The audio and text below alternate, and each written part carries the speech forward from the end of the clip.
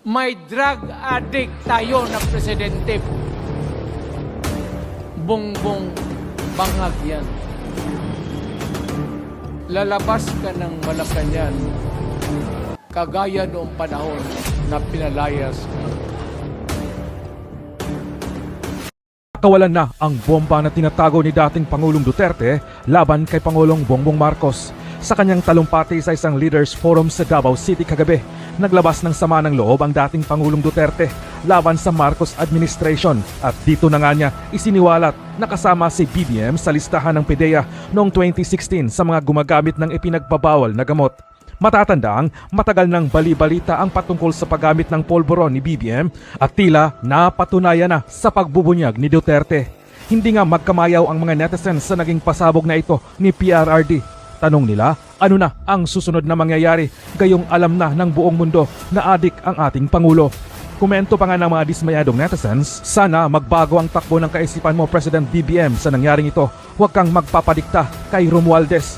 Gusto namin bumalik Tatay Digong, hindi issue sa amin ang edad mo. Ang gusto namin yung presidenteng may tapang at malasakit sa bayan.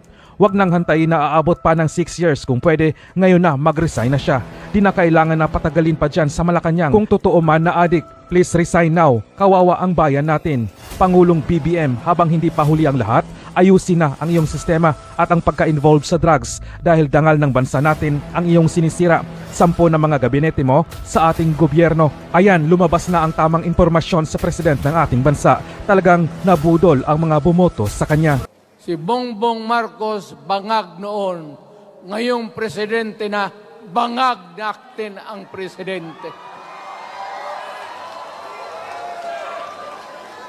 Kayong mga military, alam ninyo yan. Lalo na yung nasa Malacanang. Alam ninyo.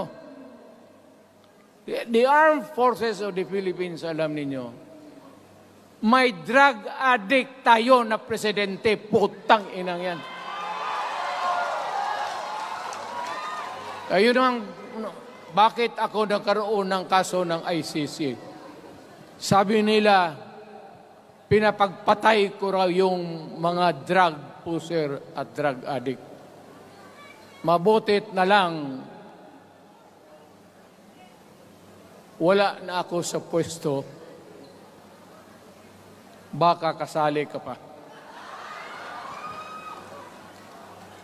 No, Mr. President, pinilit ninyo kami. Kayo yung sa Bisaya, kinikitoy mo yung Pilipino. You are testing the waters. Not even. You are, pushing to the limits ang pasensya ng Pilipino. Huwag na huwag mong gawin yan. Huwag mong gawin yan, huwag mong ituluyan kaya magkagulo. Pag hindi namin napilitan kayo sa mga rallies, sa aming mga boses, ang sentimento namin, ako'y sinasabi ko sa military, nag-hemorrhage ang bayan, gastos dito ng gastos doon. Tapos kung mag-speech, ang pinag-usapan ang putang inang pobreng Pilipino. Gastos dito, gastos doon. Mga military, maawa kayo sa bayan. Pag hindi namin kaya, gawin na ninyo. Gawin ninyo, kawawa ang Pilipinas. Alam mo, Presidente, tapos mag-parliament, tumatakbo ng assemblyman o congressman niya si Sandro, tapos ipasok nila sa assembly, gawain nilang prime minister. Yan nga ang sakit ng Pilipino. You want to perpetuate yourself in power at the expense ng buhay ng bayan. Mabuti sana kung bright kayo. Kung drug addict ka lang naman at may asawa kang hungry for power, tapos may isa itong taga Leyte, gusto siyang mag-prime minister, at gawin niya itong bongbong, diyan ka lang, ako ang bahala. Ceremonial president ka na lang. Ako na ang magpatakbo ng bayan sa parliament. Yan ang plano nila. Yan ang hindi talaga matanggap natin. Kalukuhan niyang putang ina. Huwag kayong, alam mo, bakit ako makipag-away ng presidente? Marami siyang sundalo. Kaya natin, kayong pumalag, pero there is always a time for everything. May panahon na ikaw ay sikat. Sa ayaw mo at sa hindi, may panahon ka talagang bababa dyan sa Malacanang. Gaano katagal ka man to hang on to the power, that is for God to decide for the nation. Kami, patayin ninyo, wala na akong silbi. Tapos na ako, naging presidente na ako. Nakatikim na ako ng pag-upo ng silya dyan sa Malacanang. Ganoon na lang ang ang alaga ko sa bayan.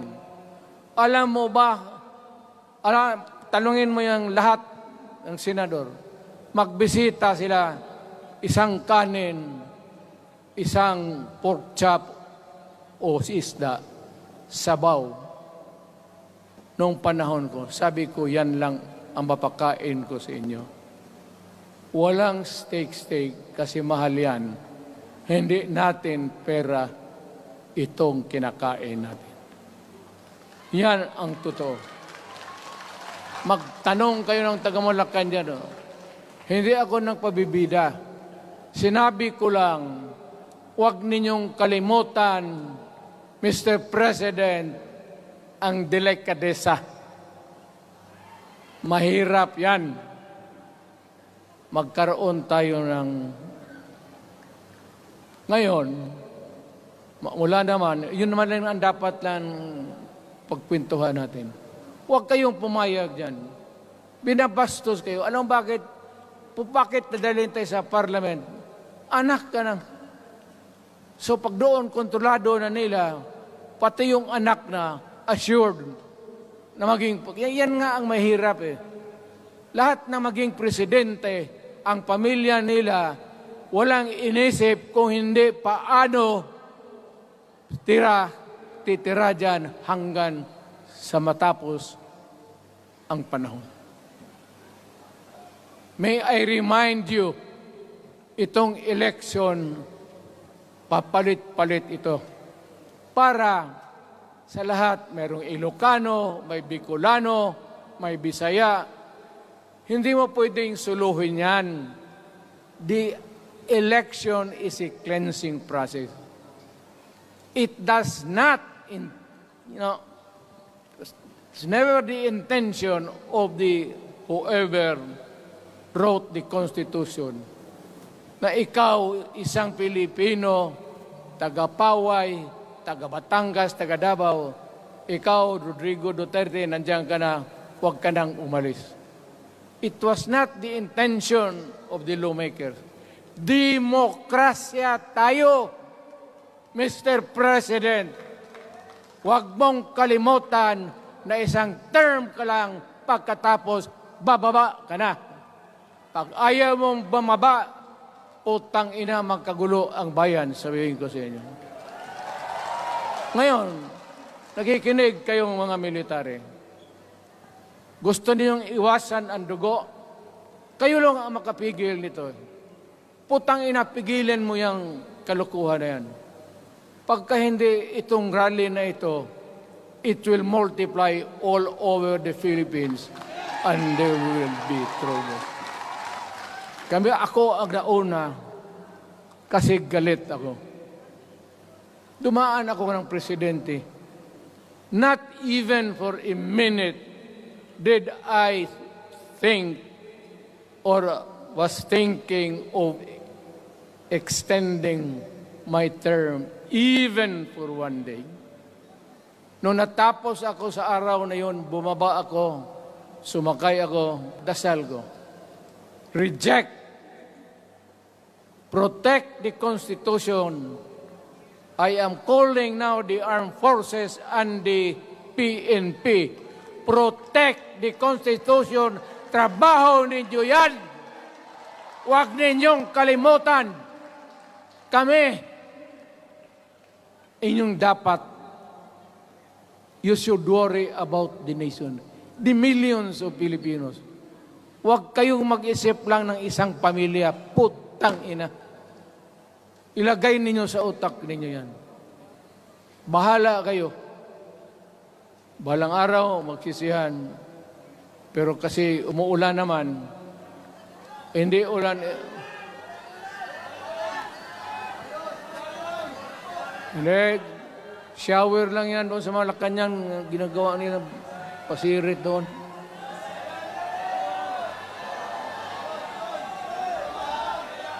Wala naman rin akong masabi. Kasi hindi man ito eleksyon.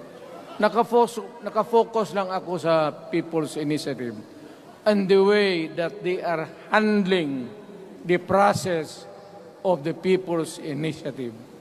Ang nangyayari ngayon, hindi yan People's Initiative, kung hindi buying the people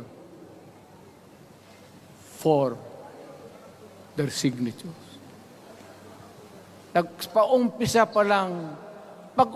pa lang, bayaran na. At maniwala ka ng konstitusyon, lalabas yan maganda. Kung pira-pirahin lang tayo. Balang araw, wala na ako sa buhay. Maybe 10 years, 5 years from now. You might want to change some provision. Yung sabi nila, the usual excuse is economic provisions lang ang aming pakialaman. Putang ina, huwag kayong maniwala dyan sa mga yawa na yan. Puro kasing sinungaling ang mga ulol. Alam mo, pag nagtawag ka ng Constitutional Convention through People's Initiative or when you open the Constitution, hindi mo pwedeng limitahan ang powers na yan. It's unlimited. Kung ano ang gawain nila at kung ano ang utos ng may pera, kung bayaran sila, ipagbili talaga tayo. Ipauhanin na lang ako, naghingi ako ng may mga congressman dito. Ito yung matitino. Nandito si Congressman Alvarez. Pumunta talaga siya. Hindi mo kasi niya ako hinayaya. Kapupunta sana ako ng Tagum. Para lang Ako galit talaga. Bakit po putang ina? Siga.